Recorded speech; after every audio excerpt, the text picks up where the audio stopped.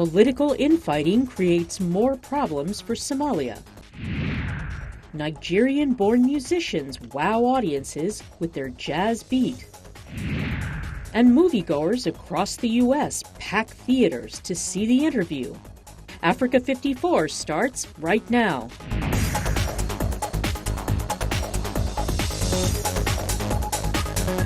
Hello and welcome. I'm Vincent McCory. This is Africa 54. We begin in Somalia, where a Christmas Day attack on an African Union military base in Mogadishu has ended with 14 people dead, including 5 AMISOM soldiers, a foreign contractor, and 8 Al-Shabaab fighters. Somalia has long been torn apart by warfare and violence. Political infighting has undermined the country's progress, threatened security gains, and disappointed the international community. VOA East Africa correspondent Gabe Joslow has our report. A political standoff in Somalia ended in a vote of no confidence this month. By a vote of 153 to 80, Prime Minister Abdiweli Sheikh Ahmed was removed from office following a feud with President Hassan Sheikh Mohamud over a cabinet reshuffle. Mr. Ahmed was the second prime minister voted out within a year. Somali political analyst Abdiwahab Sheikh Abdisamad says the political dispute between the two leaders, who come from different clans, is mostly personal. I can't say it's not issue based. It's a personality based. Either my way or the highway. Either my way or the highway. That's what's going on. The process was marred by charges of favoritism, clan politics, and accusations that lawmakers were promised cash in exchange for a no-confidence vote. The political turbulence has frustrated the international community. Ahead of a conference on Somalia in the Danish capital Copenhagen in November, UN envoy Nicholas Kay said political instability is threatening Somalia's future. The key state-building laws, commissions and processes need to be established. This is make or break. There is no time to lose. Good morning. President Mohamud, who pushed for the dismissal of the prime minister, has repeatedly defended the government's right to make its own decisions. Somali expectations are clearly that Somalia must be allowed to lead its own transformation in a manner that's compatible to its own circumstances. Meantime, Somalia has made headway in its fight against al-Qaeda-linked al-Shabaab militants, who have waged a years-long insurgency against the Somali government and international groups working in the country. A joint military offensive by African Union peacekeepers and the Somali army has forced the Islamist fighters from areas they previously controlled and took back the militants' coastal headquarters, the town of Barawe, this year. In September, a U.S. drone strike in southern Somalia killed top al-Shabaab leader Ahmed Abdi Godane. But all of these security gains could be put at risk if the government cannot sort out its internal differences. Unless they come together, unless they come back to their own senses, unless they have seen and they realize that the country needs, a leader who can convert his energy and commitment into results, this will go on. Going forward, the government says it is committed to a strategy known as Vision 2016, which calls for, in the next 2 years, a constitutional review, completion of the federal system, and an election. Lofty goals that analysts say will be difficult to meet given the unpredictable political climate. Gabe Joslow, VOA News, Nairobi. U.S. President Barack Obama and First Lady Michelle Obama celebrated Christmas in the president's home state of Hawaii by calling on all Americans to honor military members and veterans. The first couple spent part of Christmas at a Marine Corps base thanking service members and their families. On a day where we celebrate the Prince of Peace, and on a day where we count our blessings, one of the greatest blessings that we have is the extraordinary dedication and service and sacrifice that all of you make. And we could not be more thankful. And I know that I speak for everybody in the entire country when we say we salute you. Well, 2014 presented U.S. President Barack Obama with some of the biggest foreign policy challenges of his presidency. Now, they included Ukraine, the rise of the Islamic State, the drawdown of U.S. forces from an unstable Afghanistan, the Ebola outbreak in West Africa, and his shock announcement of the normalization of ties with longtime foe Cuba. VOA White House correspondent Luis Ramirez tells us more. Russia's invasion of the Ukrainian-controlled Crimean Peninsula was the first shock of 2014 for the Obama administration. The White House had tough warnings and sanctions, but no commitment of U.S. troops to a conflict the White House saw as a matter of principle, but not of strategic importance. By mid-year, and with conflicts in Iraq and Syria flaring, there was criticism of Mr. Obama's foreign policy by some who described it as weak. Typically, criticism of our foreign policy has been directed at the failure to use military force. And the question I think I would have is, why is it that everybody's so eager to use military force after we've just gone through a decade of war at enormous costs to our troops and to our budget? And what is it exactly that these critics think would have been accomplished? The criticism escalated in August. As Islamic State militants gained ground in Syria, the president said he was still developing a plan to deal with them. We don't have a strategy yet. Weeks later, Mr. Obama unveiled a less than timid plan, ordering hundreds of troops back to Iraq, expanding the bombing campaign to Syria, and reluctantly deepening America's involvement in what he said would be another fight that would take years to win. It was that reluctance to go to war that sometimes put him at odds with members of his security team, says analyst Michael Rubin. So we have a basic issue between a president whose own political convictions lead him to want to avoid putting ground troops in versus military professionals who suggest that the president is wrong on this. Despite some gains against the Islamic State in Iraq, the group remains a significant threat at year's end. The crises in Syria and Ukraine are far from being resolved, and relations with Russia, which Mr. Obama sought to reset when he took office, are at their worst since the Cold War. One cornerstone of Mr. Obama's foreign policy is a rebalance of U.S. military forces and diplomatic efforts to the Asia-Pacific, where the U.S. is watching China's rise and its increasingly assertive behavior. Analyst Robert Daly says, however, this policy has had its challenges. We continue, since announcing the rebalance to Asia-Pacific, to be distracted. Egypt, Libya, Ukraine, Syria, ISIL, Ebola. There's a question about whether the rebalance has in fact happened or not. Among his successes, President Obama has counted his deployment of hundreds of U.S. troops to battle Ebola in West Africa. And at the end of the year, the president has made history with a bold announcement that the United States is normalizing relations with its longtime ideological foe, Cuba, after more than a half-century. These 50 years have shown that isolation has not worked. It's time for a new approach. President Obama hopes 2015 will be a new chapter in U.S. relations with a world that in 2014 grew rapidly more complex. Luis Ramirez, VOA News, at the White House. Well, beachside memorials, moments of silence and religious services are being held across Asia Friday to mark the 10th anniversary of the Indian Ocean tsunami that killed at least 220,000 people in 2004. It destroyed entire coastal communities and wiped out families. A decade later, VOA correspondent Steve Hammond reports that although there is little remaining evidence of the physical devastation, the psychological scars among survivors remain.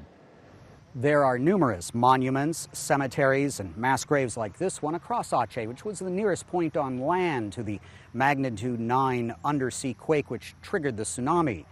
Indonesia suffered the heaviest casualties among 13 countries affected by the disaster, which killed nearly 250,000 people, 1/3 of them children, and left homeless nearly 5 million more people. Want to hear the story? Salmi Hardiyanti lost 23 relatives. As was the case for tens of thousands of other victims, their bodies were never found. And I try to visit every mass grave in Banda Aceh to pray for them. Samsul Bari's wife, at home just 20 meters from the beach, was one of the immediate fatalities. An aid group rebuilt his house in the same location. I can't afford to live anywhere else, so I had to come back here even though I'm afraid. 3 kilometers inland is a monument that is testimony to the force of the tsunami in this destroyed village. That was a 2,700-ton vessel, 69 meters long, 19 meters wide, that was generating electricity offshore. The second tsunami wave moved that boat 5 kilometers from its original position, bringing it to rest atop 2 homes. Fate spared only 60 of the 400 students of this high school. A young man named Surya now goes to school here. He was 7 at the time of the calamity and lost 12 family members. Found with a broken leg and other injuries by international aid workers, Surya was then hospitalized for a month. Wherever we go, wherever we sit, wherever we run, death will eventually come. By the grace of Allah, we live and we die. International and domestic organizations inundated Aceh province with aid workers and billions of dollars in funds. For a while it was unmanageable, and some aid agencies declared a hiatus on donations. There were more houses than those who could live in the houses. There were more boats and nets than fishermen. The Indonesia country director for the children's development NGO Plan International recommends incorporating risk reduction in development work to prevent a repeat of that scenario. Scientists say destructive tsunamis have struck Sumatra across history. Thus, coastal dwellers here should always be prepared for another one. Steve Herman, VOA News, Banda Aceh, Indonesia. We want to know what you think about Africa 54 and the stories we covered. Join the conversation on Facebook. The address is Africa54. And check out our headlines 24/7 on voaafrica.com. Coming up, a quartet of Nigerian-born jazz musicians have DC swinging till the beat. Stay with us.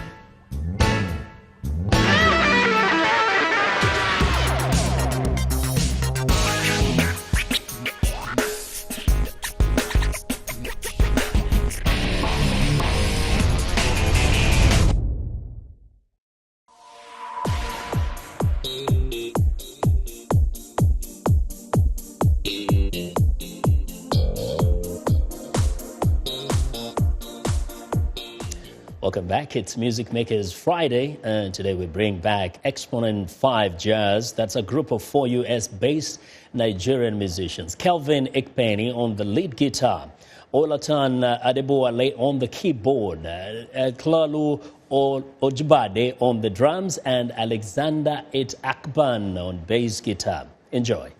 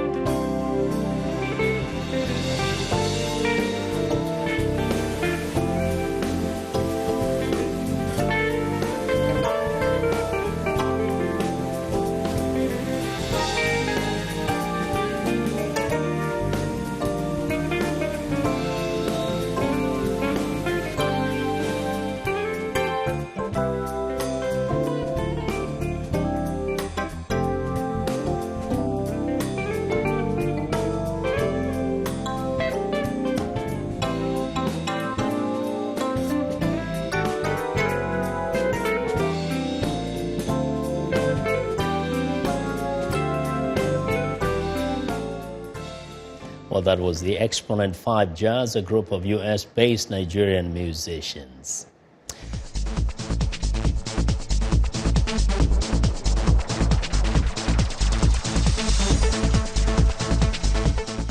Well, this summer, 500 fellows from President Barack Obama's Young African Leaders Initiative visited the U.S. to study in management, leadership, and entrepreneurship.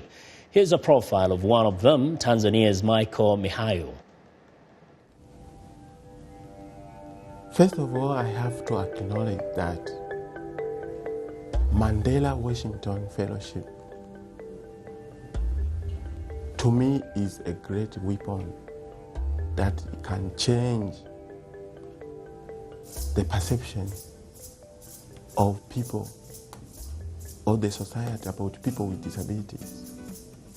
Before I came here, we started a non-governmental organization in Dar es Salaam. And this non-governmental organization, it seeks to educate, empower, and advocate for people with disabilities. I have achieved a lot. I have accomplished a lot of projects. And one of them is Learn and Give Back. This is the project that me and my supervisor, we did it. And we applied for the grants in UK. I hope. Learn and Give Back. Just sort of as a human being, has got great ideas and a great advocacy approach. But I think in his work in Tanzania, that helps us better understand the types of limitations you might run into with an NGO that's not as stably funded as our nonprofit organization. Our Disability Rights Galaxy website is all about education, and it's connecting people with disabilities working on different issues across political boundaries and geographic boundaries. What we learned from Michael can also help someone in Sweden and can help someone in Australia, that we can share information about disability rights, and hopefully it elevates the conversation that the entire global community is having. Disability Rights Washington has taught me a lot of things. They have taught me about priorities. Another thing that they have taught me is like leadership. And this also I learned when I was in Training University. I learned about collaborative leadership. It doesn't matter what the position is in that organization. He or she contributes. He brings ideas and solutions. I have to take back these things. I'm going to take back to be an example. I learned about accessibility here. Everything is accessible to people with disabilities. Public transport, shops, everywhere you go, accessible to people with disabilities. Restaurants, accessible to people with disabilities. Everything is accessible to a person with disabilities. This is quite different in Tanzania.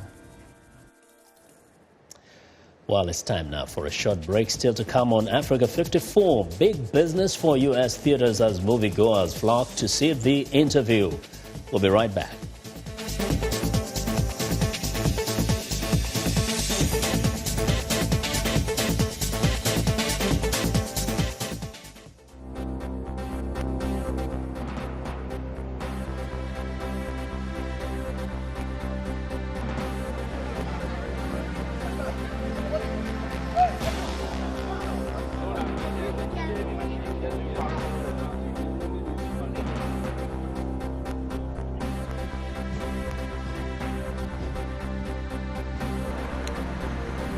المستهدف الدخان.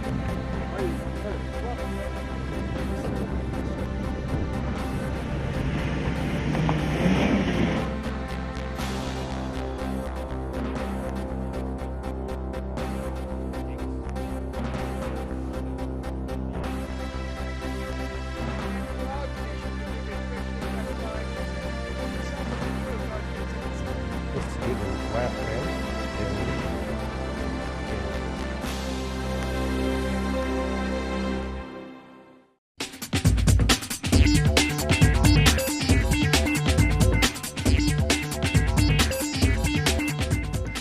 back to Africa 54. Here's what's trending.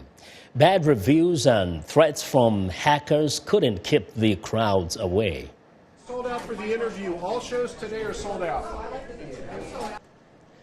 Well, the Sony interview, the Sony Pictures film about a fictional plot to assassinate North Korean leader Kim Jong-un, opened in more than 300 movie theaters across the United States on Christmas Day.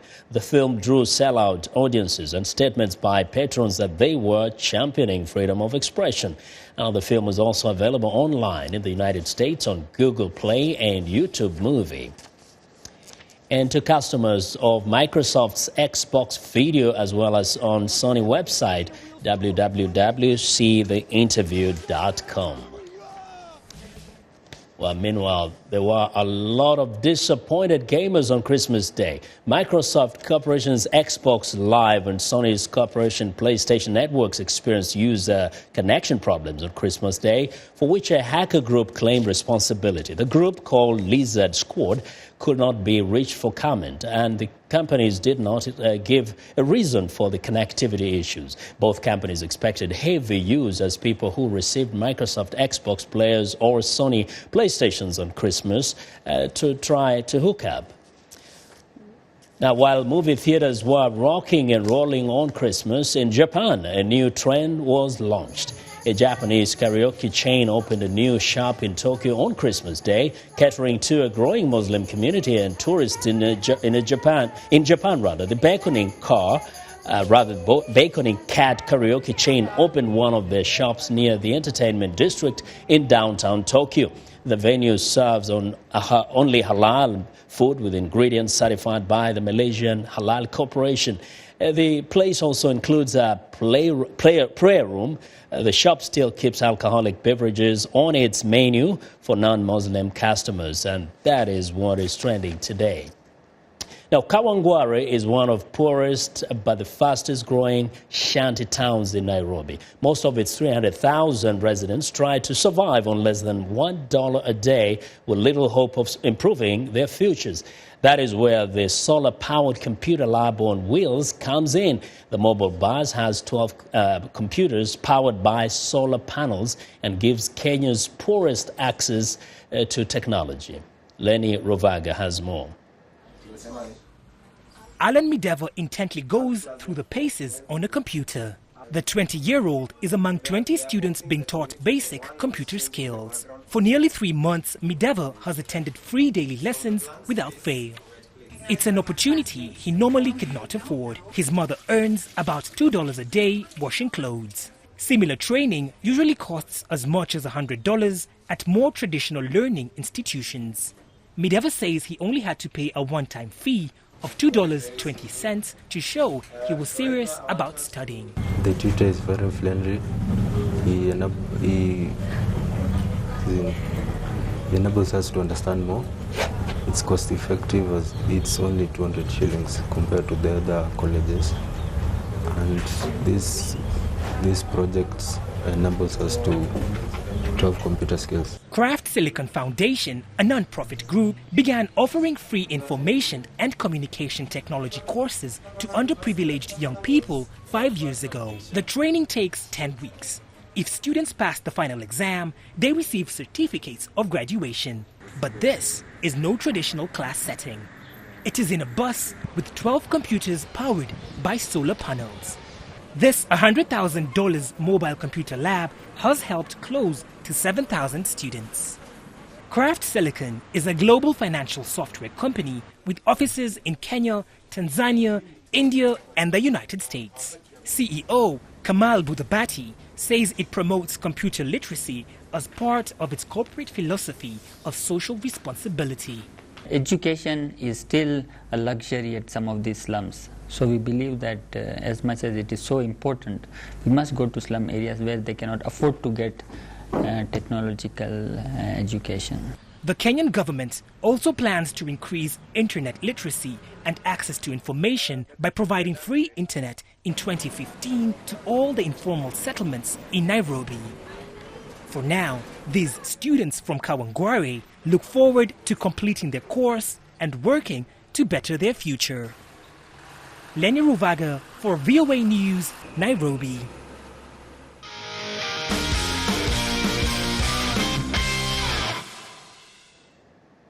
Well, Sonny Young is off today. Football legend George Weah has won a landslide victory in midterm Senate elections in Liberia, defeating the president's son, Robert Salif, and several other candidates. Weah lost a bid for the presidency of the country in 2005. He took 79.7% of the vote in Saturday's poll. Turnout was considered low. The twice delayed vote was the first in the region since the recent Ebola outbreak there. Now, Sonny Young will be back with the sunny side of sports on Monday.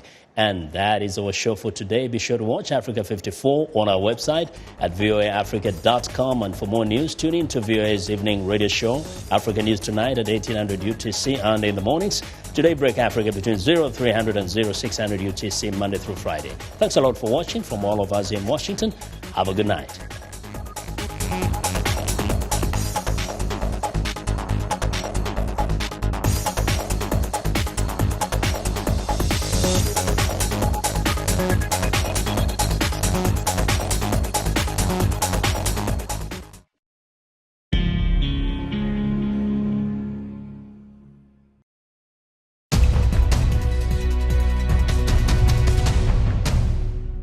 Welcome to the Voice of America's Newswords. You might have heard this word in a story about the trouble in Crimea. Referendum. Russian-backed troops have occupied Ukraine's Crimea region, and the local parliament voted Thursday to split from Ukraine and join Russia. It scheduled a referendum for later this month. A referendum is something that is voted on in a special election. It can decide big issues, like breaking away from one country to join another. A referendum can also be about something smaller, like a vote on a new law or policy for a city, state, or country. Now, when you hear the word referendum, you will know what it means.